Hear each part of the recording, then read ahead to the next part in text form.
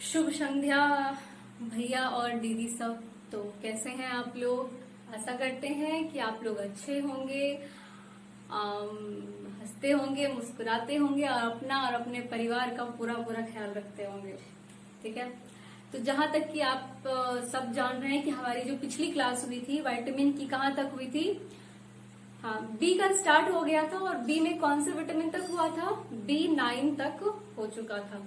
ठीक है। तो अगली जो हमारी विटामिन होगी वो होगी विटामिन B12। कौन सी होगी? B12। तो लिखेंगे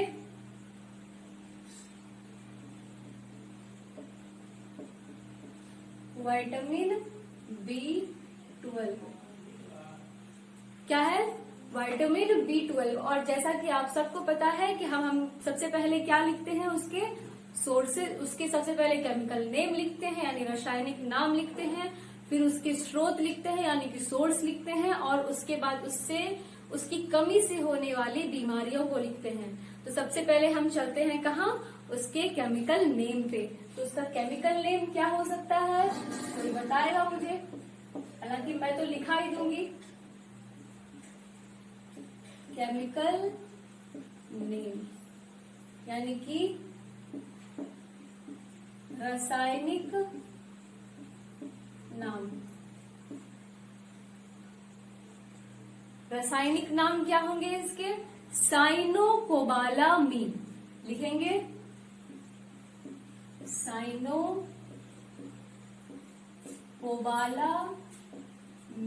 हिंदी में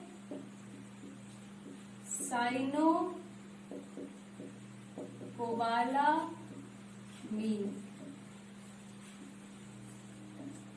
अब देखो, इसके नाम में एक क्वेश्चन छुपा हुआ है। सबसे पहले तो आपसे पूछ देगा विटामिन B12 का रासायनिक नाम क्या होता है। ठीक है, साइनोकोबालामीन। लेकिन इस क्वेश्चन, इसके आंसर में जो साइनोकोबालामीन है, यहाँ एक क्वेश्चन छुपा हुआ है। आपसे क्वेश्चन पूछ दिया जाएगा कि विटामिन B12 में कौन सा तत्व या धातु पाया जाता है। ठीक है, सीधा पूछ देगा कि साइनो को यानी विटामिन B12 में कौन सा तत्व या धातु पाया जाता है। तो आपको यहाँ पे एक शब्द दिख रहा है, कोबाल, कोबाला। ठीक है, क्या दिख रहा है? कोबाला। तो क्या ये कोबाल्ट से सिमिलर नहीं है? कोबाल्ट से मिलता जुलता नहीं है? बिल्कुल है। तो हम कह सकते हैं कि विटामिन B12 में कोबाल्ट पाया जाता है। तो लिख लीजिएगा इसको कि विटामिन B12 में कोबाल्ट पाया जाता है। ठीक, यहां से एक क्वेश्चन बन गया कि क्या पाया जाता है भाई? तो कोबाल्ट पाया जाता है। ठीक, इसे इसका एक नाम और दिया जाता है। देखो, मैं हमेशा से बोलती हूँ, हाँ, तो क्या कह रही थी कि जैसे ये कहा जाता है कि एंटी बेरी बेरी विटामिन। ठीक है, एंटी बेरी बेरी विटामिन कहते हैं। तो एंटी बेरी बेरी विटामिन किसे कहा जाता है? B1 को कहा जाता है। अब जब B1 को एंटी बेरी बेरी विटामिन कहा जाता है तो इसका मतलब क्या है कि विटामिन B1 को लेने से जो बेरी बेरी रोग है उसको क्या हो जाती है? कमी हो जाती है, यानी खत्म हो जाता है। उसी तरह से इस B12 को कहा जाता है एंटी परनीशियस विटामिन। क्या कहा जाता है? Anti pernicious anaemia vitamin. क्या कहा जाता है? लिख देंगे इसे एंटी परनीशियस एनीमिया विटामिन भी कहा जाता है। अब जब इसको एंटी परनीशियस विटामिन का एनीमिया विटामिन कहा गया, मतलब क्या है? सीधा सा इसका बनता है कि इसकी इस विटामिन B12 की कमी से जो रोग होने वाले हैं वो रोग होता है परनीशियस एनीमिया। अब परनीशियस एनीमिया का जो मतलब होता है घातक अनीमिया। घातक, इसका तो मतलब पता है, अनीमिया। घातक अनीमिया कहा जाता है एंटी परनीशियस विटामिन को। तो इसको क्या कहा गया, एंटी परनीशियस एनीमिया विटामिन कहा गया। अब देखेंगे कि इसके सोर्सेज क्या हैं, यानी इसके स्रोत क्या हैं। तो मैं इसे मिटाती हूँ, तब तक आप लोग पॉज करके इसे नोट कर सकते हैं।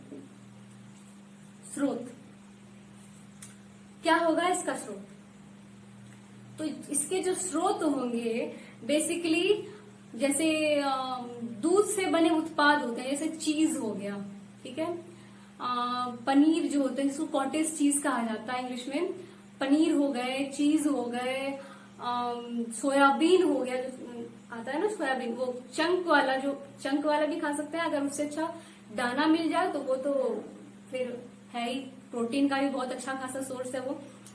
दूसरा कि एक रेन वाटर, यानी बारिश के पानी में भी आपको मिल जाएगा विटामिन B12। तो यहां से भी एक क्वेश्चन बन गया कि बारिश के पानी में कौन सा विटामिन अवेलेबल या मौजूद रहता है। तो बारिश के पानी में कौन सा विटामिन मौजूद होता है, B12 विटामिन मौजूद होता है। तो सोर्स में लिखेंगे आप यहाँ पे चीज, सोयाबीन। अच्छा, मिल्क से जो अच्छे होते हैं, यानी दूध से बढ़िया होता है दूध से बने प्रोडक्ट, ठीक है। दूध से अच्छा क्या होता है, दूध से बने प्रोडक्ट, क्योंकि उनमें फर्मेंटेशन की प्रोसेस वगैरह होती है। जैसे दही बनता है तो फर्मेंट हो रहा है, पनीर बन रहा है तो फर्मेंट हो रहा है, चीज बन रहा है तो फर्मेंट हो रहा है। तो यानी फर्मेंटेशन के बाद जो दूध का जो प्रोडक्ट होता है वो विटामिन B12 का बहुत ही अच्छा खासा स्रोत होता है। तो भाई चीज भी क्या बना, फर्मेंट होके बना दूध से। उसके बाद पनीर जो होते हैं, कॉटेज चीज कहा जाता है उसको, कॉटेज चीज, हिंदी में पनीर, पनीर,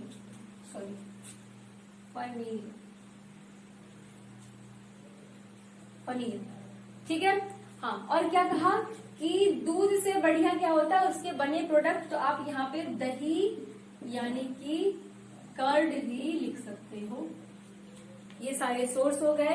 हाँ, और क्या बताया था, रेन वाटर, रेन वाटर। हालांकि हम बारिश का पानी पी नहीं सकते, ठीक है, बारिश का पानी हम पी नहीं सकते, लेकिन क्या रेन वाटर में भी विटामिन B12 पाया जाता है। तो क्वेश्चन अगर दे दिया जाए कि बारिश के पानी में कौन सा विटामिन पाया जाता है, तो B12 विटामिन कहाँ पाया जाता है।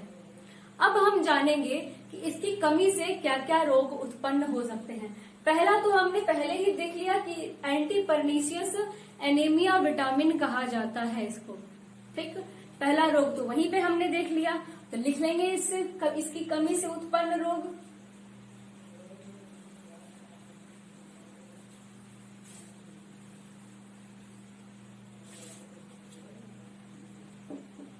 विटामिन B12 की कमी से उत्पन्न रोग। भाई विटामिन B12 की कमी से उत्पन्न रोग, पहला क्या लिखाया था हमने, परनीशियस एनीमिया, यानी सबसे खतरनाक वाला अनीमिया, घातक अनीमिया, घातक anaemia. Pernicious anaemia vitamin B12 की कमी से होता है। दूसरा रोग इसको कहते हैं स्ट्रॉबेरी टंग। अब इसको स्ट्रॉबेरी टंग क्यों कहा, तो स्ट्रॉबेरी टंग इसलिए कहा जाता है कि स्ट्रॉबेरी का कलर हम सब जानते हैं कैसा होता है, रेड होता है, ठीक है।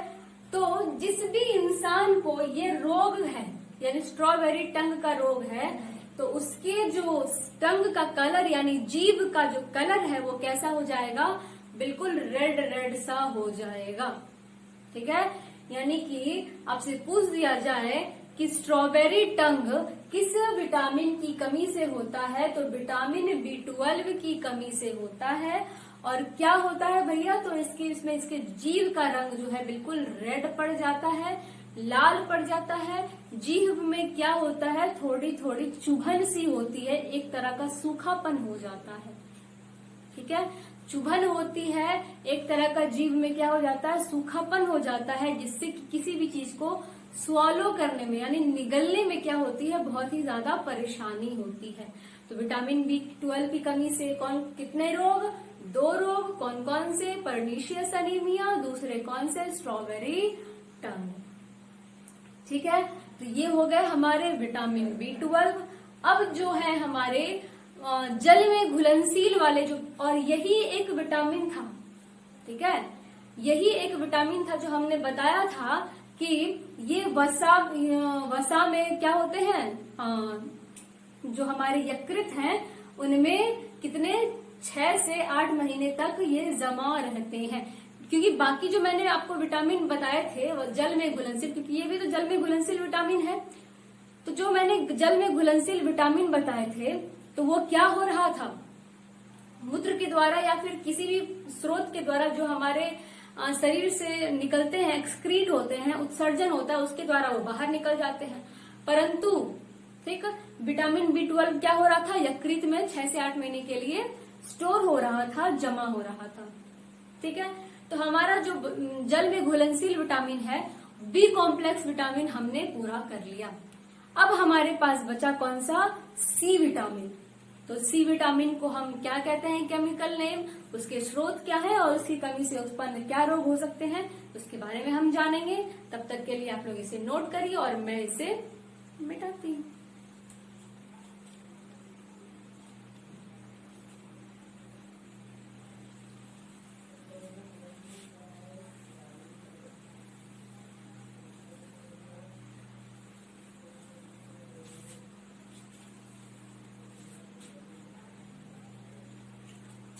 विटामिन सी, विटामिन सी का केमिकल नेम क्या होता है। सबसे पहले तो हम यही जानेंगे कि विटामिन सी का रासायनिक नाम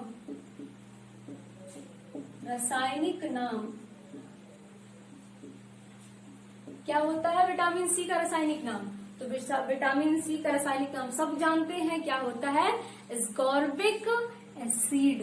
क्या होता है, एस्कॉर्बिक एसिड। क्या मुझे इसको हिंदी में लिखने की जरूरत है, एस्कॉर्बिक अम्ल इसकी होती है रासायनिक नाम, एस्कॉर्बिक अम्ल होती है इसकी रासायनिक नाम, और अधिकांश खट्टे पदार्थों में ये पाया जाता है। विटामिन सी अधिकांशतः खट्टे पदार्थों में पाया जाता है। भैया हमने लिख लिया इसका स्रोत, इसका लिख लिया हमने केमिकल नेम। अब जो है हम इसके बारे में जानेंगे कि जैसे कि हमें कोई चोट लगा, ठीक है, हमें कोई चोट लगा, कहीं पे हमें घाव हुआ, ठीक है, तो उस घाव में अगर सडन इमीडिएट चोट लगा है तो आपको उस घाव को, उस खून को बंद करने के लिए किस विटामिन की जरूरत होती है, के की जरूरत होती है। ये खून बंद किया, लेकिन घाव को भरने के लिए यानी घाव को ठीक करने के लिए हमें किस विटामिन की जरूरत होती है, तो हमें विटामिन सी की जरूरत होती है। तो हम लिख सकते हैं इसको ना कि विटामिन सी घाव को भरने में मदद करता है। खून को बहने से रोकने के लिए कौन सा, विटामिन के, और घाव को भरने के लिए कौन सा, तो विटामिन सी। तो लिखिएगा विटामिन सी घाव भरने में मदद करता है। अब देखो यहाँ मैंने लिखा मदद, ठीक ना। मैंने पहले सबसे पहले क्लास में बताया था, जब हम विटामिन स्टार्ट किए थे तो हमने कहा था कि विटामिन हमें किसी भी प्रकार का ऊर्जा नहीं देता है।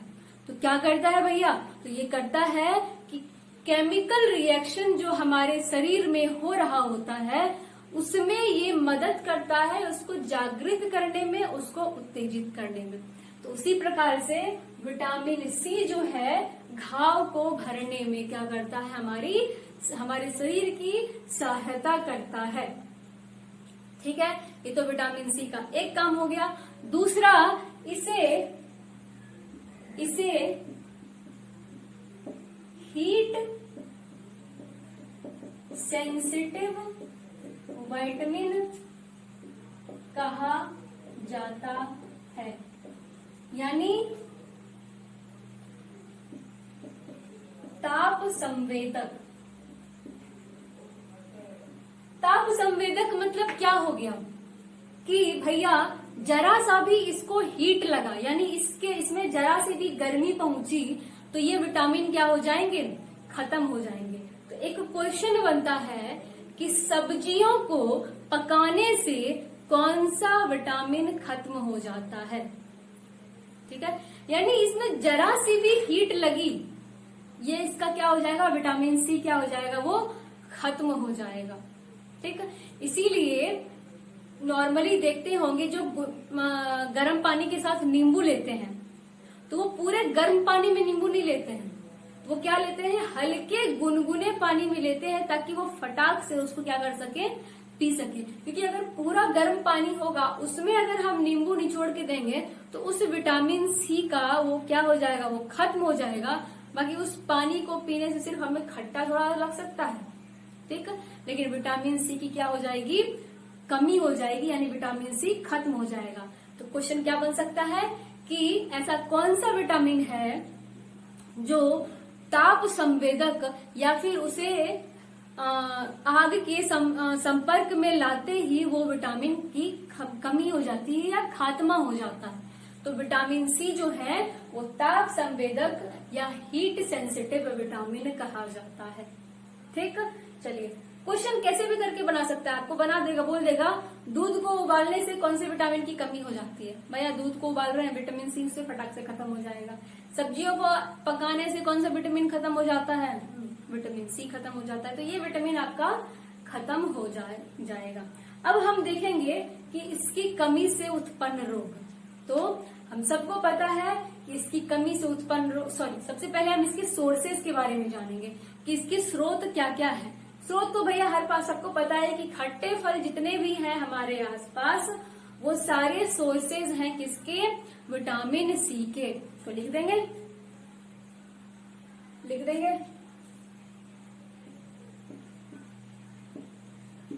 सोर्स क्या है, खट्टे फल।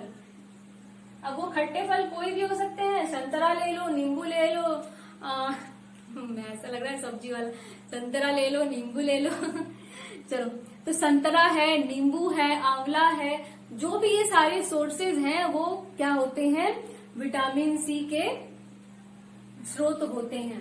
तो हमने स्रोत भी देख लिया। भैया क्या कहते हैं इसको, हीट सेंसिटिव विटामिन कहते हैं। क्या होता है, घाव भरने में मदद करता है, इसका केमिकल नेम है एस्कॉर्बिक एसिड। तो इसकी कमी से उत्पन्न रोग, इसे एंटी स्कर्वी विटामिन कहा जाता है। तो इसकी कमी से कौन सा रोग हो जाएगा, तो स्कर्वी रोग हो जाएगा। तो आप लोग लिखिएगा इसकी कमी से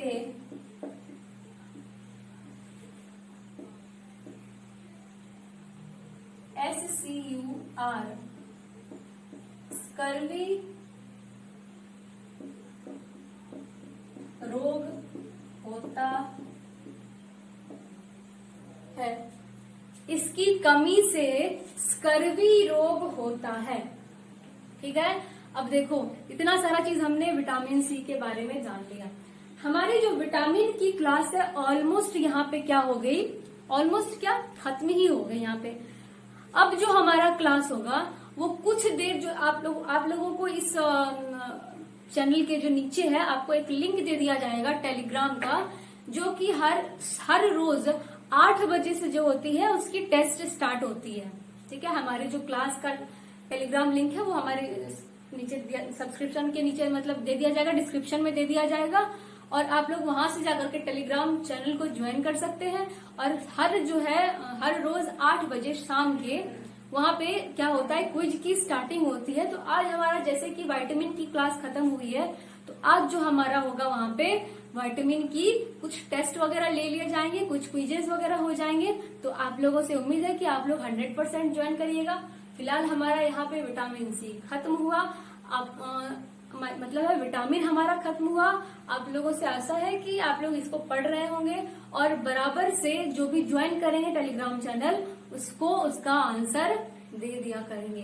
ठीक है, धन्यवाद। आप लोगों को अच्छा लगे तो प्लीज लाइक करिए, सब्सक्राइब करिए, और हो सके तो और अगर पढ़ने वाले हैं आपके आस पड़ोस में तो उसके साथ वीडियो को जरूर शेयर करिएगा। तब तक के लिए धन्यवाद, बाय बाय और टेक केयर।